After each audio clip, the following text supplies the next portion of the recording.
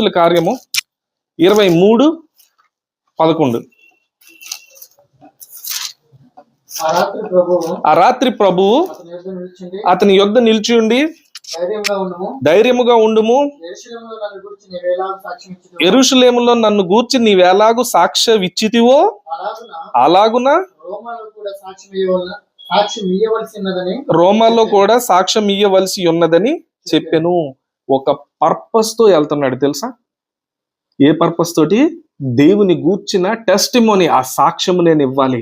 పాము వచ్చింది దారిలో, పాము రాని, ఎలుకబండి రాని, ఏమి రాని, ఓకే, ఒక పర్పస్ నీకు ఎప్పుడైనా ఉంది అంటే నువ్వు అందులోంచి లేచి వచ్చేస్తావు.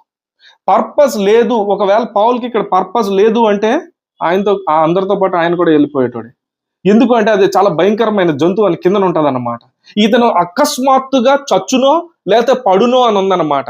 అంటే ఒకప్పుడు అది చాలా మందిని కుట్టింది, వాళ్ళు అకస్మాత్తుగా వెంటనే పోయారు. కానీ ఈయన్ని కుట్టేసరికి వామ్మో గమనించారు. కనీసం ఎవరో తీసుకొని వచ్చి దీనికి మందు వేసుకోలేదని కూడా చెప్పలేదు. పోతాడేమో చూద్దాం. పోడు. ఎట్లా పోతాడు? దేవుని ఆత్మ కలిగినోడు. కమాన్, దేవుని ఆత్మ కలిగినోడు ఎవడు ఏం చేయలేడు.